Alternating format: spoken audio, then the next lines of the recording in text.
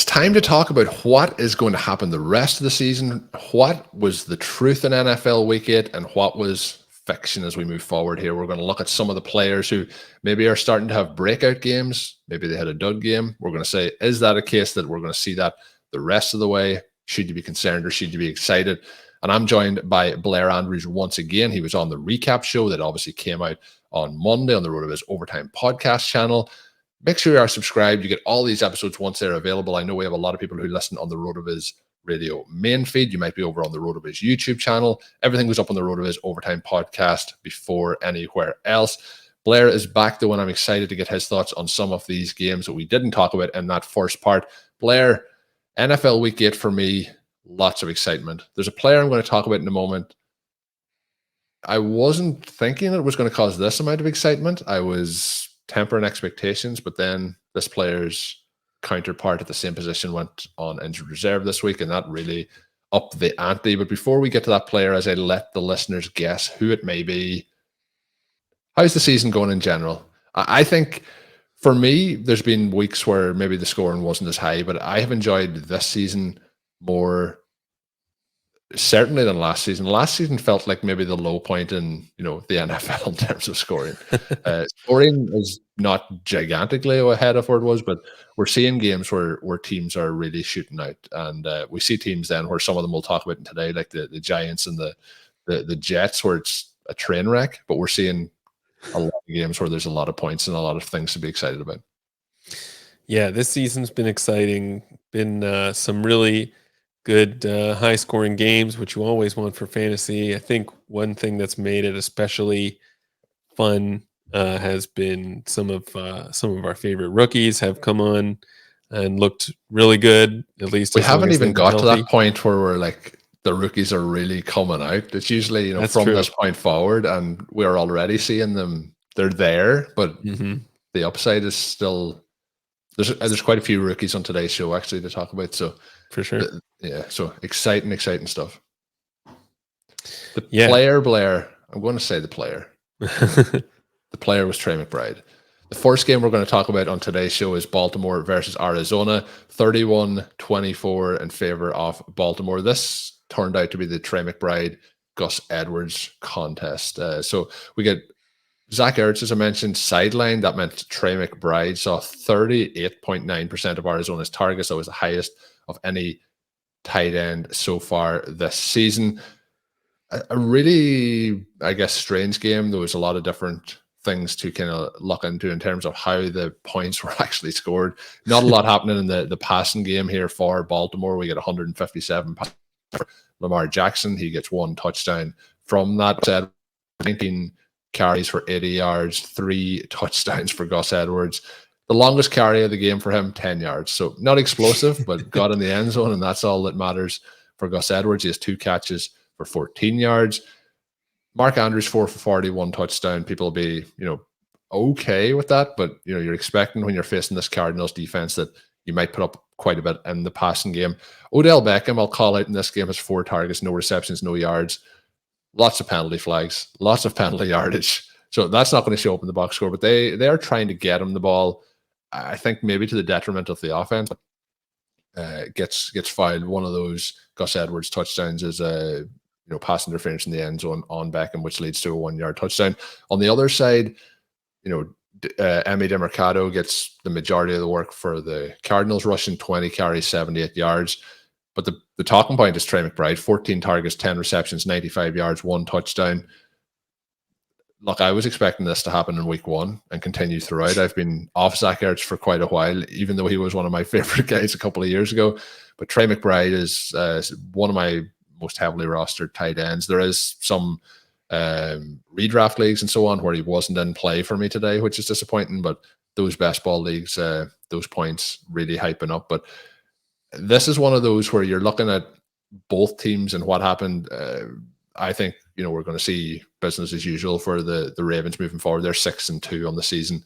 I think Lamar Jackson has looked fantastic. This was just a game where they really didn't have to push it that much. They were 21-7 up and exit in the third quarter. They were pretty comfortable. The game got tighter than it actually was showing. So I mentioned the pass interference calls and so on as well. If they're completions, that leads to the higher yardage and so on for Jackson. So not too concerned about the Ravens moving forward. The player that I'm probably, I've been quite excited about Zay Flowers, but we're seeing very low ADOTs, 5 for 19 in this game, 7 targets. He is getting targeted downfield, not connecting as much. I just have some thoughts on the upside of Zay Flowers maybe being a little bit limited. And we talked about the rookie wide receivers, or the rookie players we're going to talk about today, but there is quite a few rookie wide receivers, the likes of even Addison, the likes of Josh Downs, players who may now start to bypass him. He started off pretty hot based on volume, so he was usable week to week, but I'm wondering now the rest of the way. What's your thoughts on how Zay Flowers will be used in this offense? And after that, you can tell me how great Trey McBride is.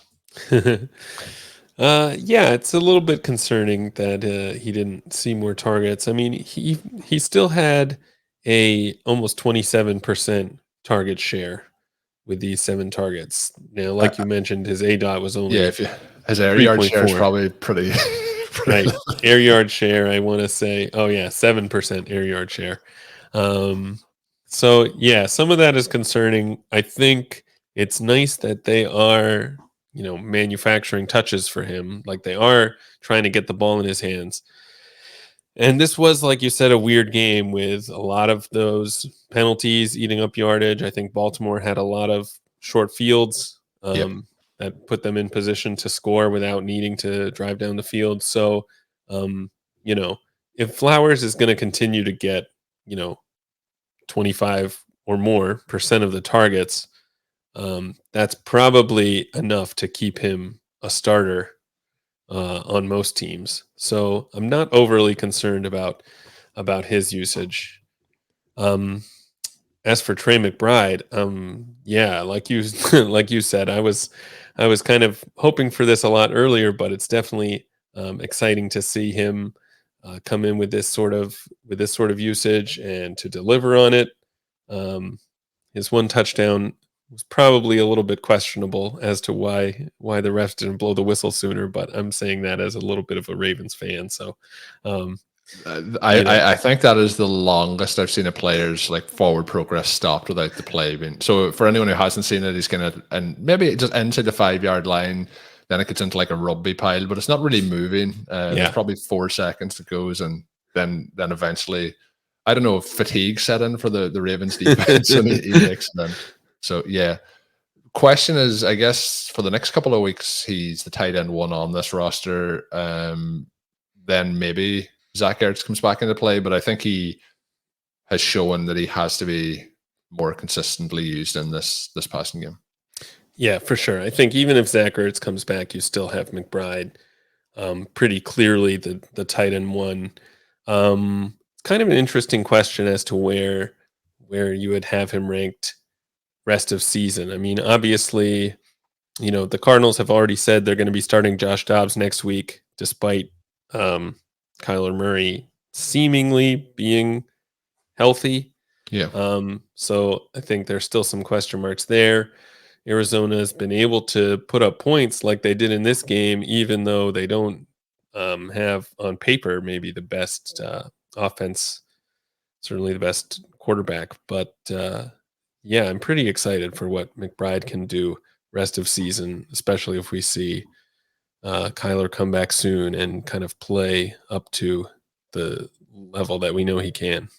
Yeah, and it's kind of an interesting situation because we had a few tight ends of big weeks this week. We'll talk about a few more as we go through today's show. But I mentioned the likes of Ingram getting kind of the volume-based play, but Colm Kelly had a couple of weeks where it's dud performances. Then is it pretty okay? There's a lot of things going on like that, and you start to get in pretty quick after you go past Kelsey, Hawkinson, Andrews, Kittle, Laporta, Goddard. You get into there's a lot of names then that are kind of interchangeable at that point. So.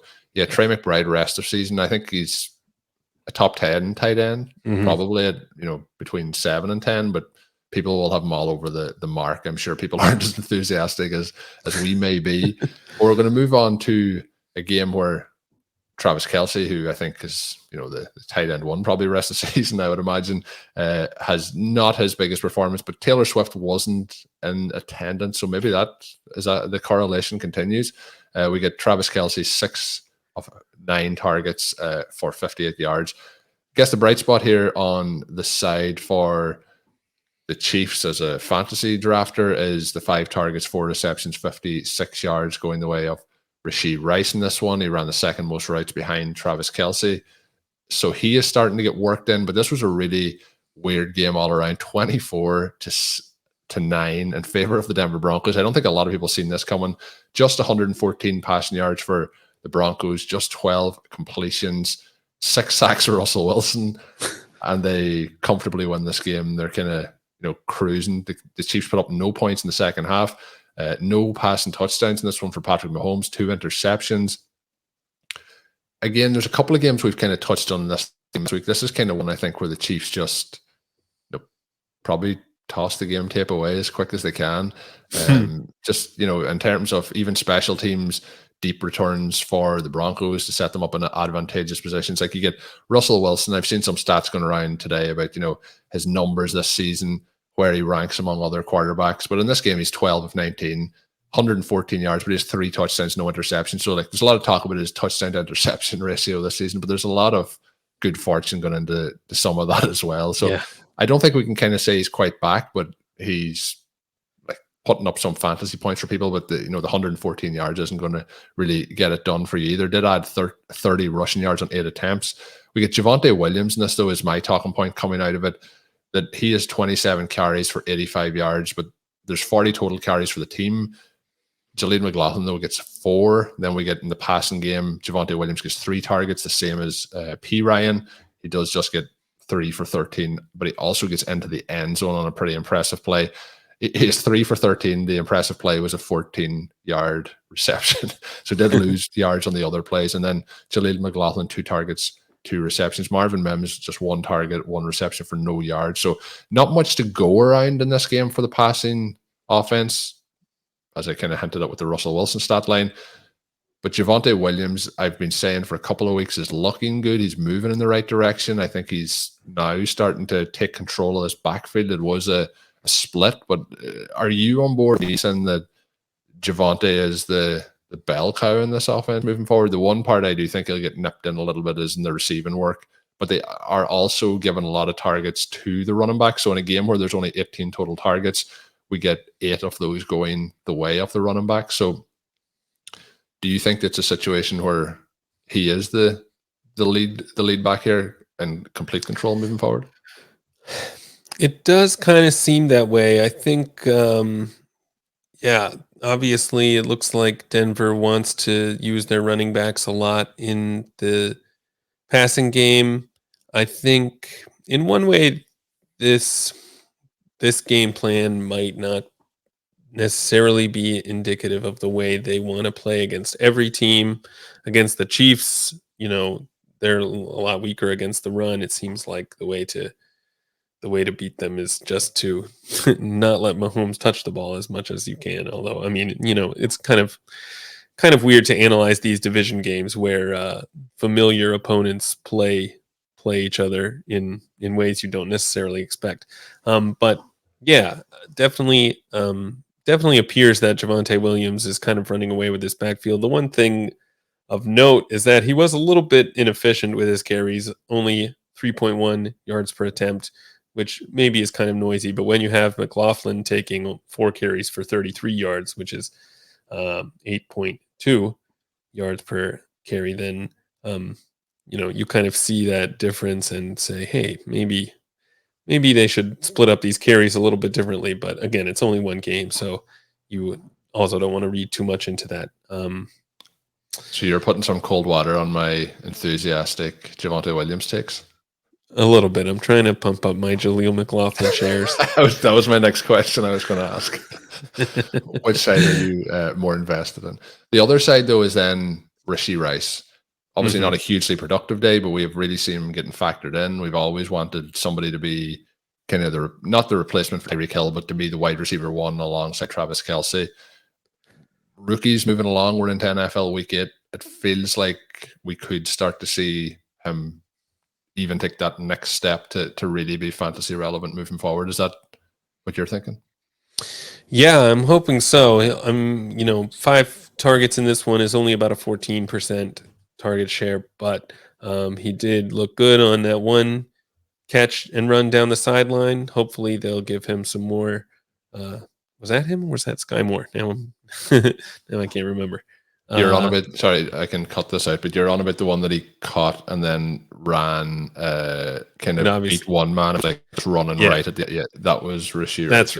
That's right. It wasn't Moore only had 39 yards on that one. Yeah. I'll cut this, but just gonna, but you do, you can say that again. So yeah, Rice looked really good on that one catch and run. He's probably played well enough to earn more targets going forward. When they were getting him the ball, it seemed to be working. So I'm pretty encouraged by the way he played today, and hopefully we'll see more of him in the future for sure. And you're mentioning the percentage of targets. They did have 12 players targeted today. So if Kelsey with 9, you have him with 5, and then that is the second highest. But you have Pacheco with 4, you have MVS with 4. After that, then it's a couple of guys on 3, a couple on 2, a couple on 1. So it was really spread around and just a kind of a weird game all around. So we'll see what happens moving forward. But yeah, still very excited to see what happens with Rice. The next game to talk about is the Bengals winning on the road 4-3 now against the 49ers, who are on a bit of a slide, which I did not anticipate coming not that long ago. So we have a situation here where Christian McCaffrey gets in the end zone very early in this particular game. That means that he has now scored a touchdown in 17 consecutive games, both playoff and regular season, tied for the all-time lead. So I'm sure in the next game he's going to have 18 consecutive games. That'll beat Lenny Moore's record. Feels like regular, good old Joe Burrow is back. We get the last 3 games, he's averaging 21.6 points per game. So we have a tough start to the season. We've seen this a couple of times with the Bengals, tough start to the season. Things then start to pick up. So maybe we're at that point right now. We get Jamar Chase, 12 targets, 10 receptions, 100 yards, 1 touchdown. Very nice fantasy day for him. We get 6 targets for T. Higgins, 5 for 69. I thought Higgins looked pretty good in this, had a long of 33. Would like to see him continue to get more involved. The team still building the running game around Joe Mixon. Not the most exciting thing in the world to watch, but got the job done here overall. He had 16 for 87 and a touchdown. Also had 3 for 21 or 3 for 23 on the ground. Questions in this round, Brock Purdy obviously coming in with the concussion protocol. Hasn't fully been confirmed if he had a concussion or was just in the protocol. So players who have been in the protocol haven't really passed it and played in the same week as they were in it, but he did here. But has a pretty poor, some poor throws. I'll say not a poor game. He had 365 yards, 1 touchdown, 2 interceptions. So statistically speaking, there's a lot of yards put out there. He had 6 rushes for 57 yards, but some very questionable calls. The bright sparks or the bright sides, I think you have Christian McCaffrey, who I talked about, but you have Brandon Ayuk, 9 targets, 5 receptions, 109 yards. George Kittle, 11 targets, 9 receptions, 149. This is one of those games where like all the fantasy players kind of did what you wanted them from a fantasy perspective. But again, I think we'll see what happens with Burrow going forward. There's some clips where he did bang his head in this game. We're recording this now on Monday. He's going to come out on Tuesday. Probably more news at that point, but could potentially be undervaluation again. When McCaffrey did what McCaffrey does, Ayuk's looking good in the absence of Deebo Samuel. Positive to see Kittle, though, get involved a little bit more than he has, I would say, over the last 2 seasons. But to see him have a good day here, I find it very hard just to trust the usage of Kittle, especially if we get Deebo back in the mix as well. What's your thoughts on Kittle moving forward here? Yeah, it seems like Kittle has these big games almost anytime Samuel is out of the lineup, and then when Samuel comes back, then he's a little less reliable. So definitely excited to see him put up this kind of fantasy day. He helped a lot of my teams. Hopefully he can keep it going even after Deebo comes back.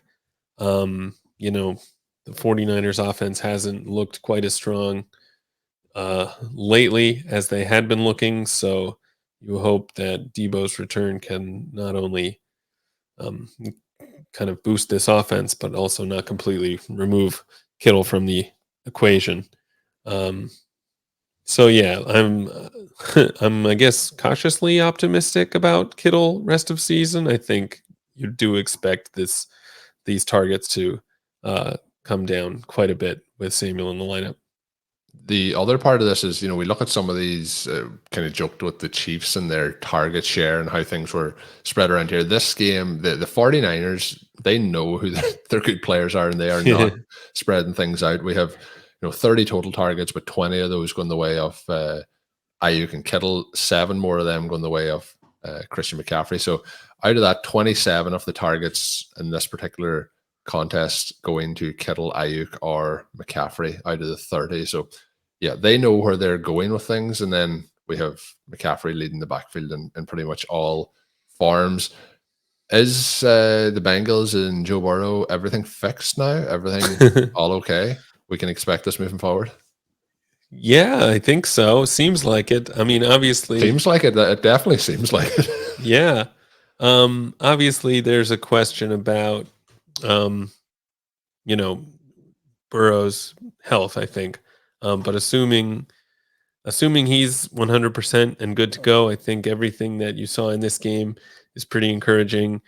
You'd kind of like Higgins to get some more targets. What you do see is, even though Jamar Chase had double the number of targets that Higgins had, they had almost the same number of air yards. So they're just really using those two guys in very different ways. And with Higgins running a lot more of those deep routes. So hopefully we see him, turn more of those into long scores and get his fantasy points going. But yeah, I'm definitely encouraged by what we saw from Cincinnati. A couple of games we're going to go a little bit more rapid fire on to see what your thoughts are, but we're going to go to the LA Chargers. Austin Eckler does what Austin Eckler does. Nothing really on the ground from here, but 94 yards, 7 receptions, 1 touchdown in the air. Quieter day for Keenan Allen, was still 8 for 69. But Quentin Johnston, I'm sure you're interested in. He does have 6 targets, 5 receptions, 50 yards. Disappointing in this one. Josh Palmer injured his knee. We'll see what the reports come out, but it didn't look good at first viewing. But that there also led to another opportunity for Quentin Johnston. I guess moves him another spot up the depth chart. Kmet 10 for 10 with 79. DJ Moore quieter, 6 with 4 receptions and 55 yards. So looking at how this all played out in terms of offensively, the question I guess comes down to Quentin Johnston. Where's the expectations now moving forward?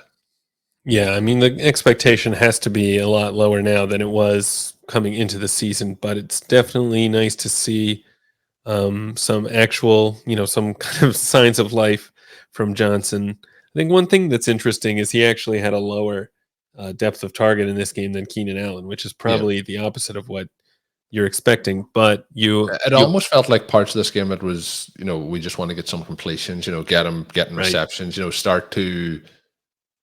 Not just a case of building confidence up, but get him those receptions, get him worked in. The other part is we talked about rookies, and we're at week 8 going into week 9, but there are seasons where it does take, like, it was always going to be a little bit of a project coming in. There's times where it can take a bit to click. It feels like it might be too much for it to click to be a real takeoff. But the part I've been a little bit surprised by, and we're talking basically that those were maybe more manufactured touches to get him receptions, but we haven't seen a huge amount of manufactured touches going his way. Yeah. Yeah, I mean, it makes sense, definitely. You think about the Chargers last year, who had a ton of wide receiver injuries. They bring in a first-round pick to kind of help them with their depth, and then they immediately lose Mike Williams this season. Josh Palmer also is dealing with injury this week and was on the sideline for much of the game. So, you kind of need to get Quentin Johnston worked into the offense in a hurry, and maybe getting him these short receptions. And like you said, building his confidence and just getting him into the flow of the game, as it were, is kind of the way to do that. So I do like if I do like that kind of game plan from the Chargers, if that's what was going on, hopefully we'll see him be able to build on this kind of mild success from here. The other thing to mention in this game is not anything that anyone's really going to care about, but the Velus Jones has a drop in this game, which is, a deep touchdown pass where I think he kind of slips, then he trips, then he falls, then he also still on the ground has a chance to catch the ball, and then he drops it. So, yeah, more for comedic effect, but at one time talked about as the oldest rookie in NFL history. Up there with Brandon Whedon. But, Velus Jones, not going to want to see that one back. Couple of games here. Tennessee beat the Atlanta Falcons. Another game where the Falcons are close throughout, but it's getting tougher and tougher and tougher to have any enthusiasm for the head coaching situation there. They do lose this game. We have a trick play quite early in the game where it's important to take Bijan Robinson off the play when you're off the field, when you're in the red zone, and then you have to get Jonnu Smith, throwing the ball to try and get it to McCole Pruitt. It's just there's a lot of things in this that are not enjoyable. Ridder got benched apparently because Heineke played the second half. It seems like after the game that maybe he did pass the concussion checks, but it seems like maybe they're saying that he will still be the quarterback moving forward and that it was just precautionary. But having an issue with turnovers at the moment with Ridder had another one in this game, but in terms of a fumble. The other part then is on the other side, Will Levis comes in, did more than I ever anticipated in his first start. But we have DeAndre Hopkins gets 3 touchdowns, gets the hat trick, 34.8 PPR points, just 4 receptions, and the second lowest target share of the season, 22.2% of the team's targets, but gets 3 touchdowns. So I guess the Hopkins part is I've been wondering all season long, is it partly down maybe the quarterback play, but also is Hopkins beyond and well beyond, has the cliff come for Hopkins? For me, this feels more like a sell opportunity than anything else. How are you feeling about Hopkins moving forward here? Yeah, I would agree. I would think that this is a good time to try to sell on Hopkins if you can. I mean, still only the 4 targets is not great, although there was like a 22% target share in this game. But I think Hopkins is beyond the point where you can expect definitely beyond the point where you can expect his value to increase. I guess you could make a case if you're on a contending team and you need wide receiver production right away, Hopkins does have a chance to give you that. At the same time, I kind of am hoping and even expecting that Will Levis, his kind of emergence will coincide with Treylon Burks getting worked into the offense more, and hopefully we'll see a lot more production from him as the season goes on. Yeah, keep talking that into existence. I don't want to be the only one talking. Gotta try to manifest it. Yeah. Then we had the New York Jets, New York Giants. This was another weird game. Weather related, went to overtime. Really bad clock management at the end of the game here by the Giants. They have, you're in a situation where you have a 3-point or a 3-point lead at that time. So it was 10-7. They go for the field goal, which would have given them a 13-7 lead, but the team could have still went down and scored a touchdown, although there wouldn't have been a huge amount of time remaining. Go for it in 4th down, end the game. Miss the field goal, you're back in the same situation. So they thought they were going to score the field goal, but you still would have been in a situation where a touchdown would have cost you the contest, although it would have been a lower probability that they would have got a touchdown. But they do get down, they get the field goal, they tie it up at 10-10, goes to overtime. This was a game as well where Tyrod Taylor got injured, rib injury. Sounds like he had to spend the night in hospital. We're recording again on Monday. There may be further updates on it at this point in time. Daniel Jones, though, it has been reported, is cleared. So he'll be back for the Giants, but hopefully Tyrod Taylor will be healthy as well. They combined in this for 15 first half punts, Blair. 15 punts in the first half, 24 punts in regulation. The record in regulation was 27, so they didn't get there for the 27 punts. Just like, non-existent passing game. They had 7 passing yards at the end of this one for the Giants. But on the bright side, Breece Hall gets in the end zone, has a completion, a reception that he takes for a touchdown. It's a 50-yard reception. Looks electric on it, 6 for 71 and 6 for 76 and a touchdown through the air, but does just go for 17 yards on the ground on 12 attempts. That's 1.4 yards per carry. Then we get Garrett Wilson, 13 targets, 7 receptions, 100 yards for him. That's 15 or more PPR points in 3 of his last 4 contests. So that is very positive. Disappointing, though, on the receiving side for New York. Darren Waller picked up an injury in this one. Saquon Barkley was basically the whole offense here. He had 5 targets, 3 receptions, those going for 0 yards. And then he did have 36 carries for 128 yards on the ground. So a weird game, but we get usable numbers out of Wilson. We get usable numbers out of Hall. And I think we have to take that as a huge positive from where we were a couple of weeks ago. So we have 34 targets in total, and we get 22 of them split between Wilson and Hall. So, you know, I'm settling for that. If we can get that on the table each week, we'll settle for that. Yeah, for sure. Even if, the Jets are not going to be a very high, like an explosive offense, at least if they know which players on their team are giving them the best chance to score points, then and hey, who knows? Who knows with the way Aaron Rodgers is out throwing passes before these Jets games? Right. Maybe he'll be back in a couple of weeks. Yeah, you never know. They're coming back faster than ever. But at least we got both of the stars there on the Jets involved in that. And then the final game to talk about is the Saints and the Colts. Another kind of interesting game, 38 points here for the Saints, 27 for the Colts. 4-4 now on the season for the New Orleans Saints. We get 310 passing yards from Derek Carr. We get 2 touchdowns. Gardner Minshew again, doing some stuff, but not enough to really get you as excited. The Minshew magic just wasn't there as much this week.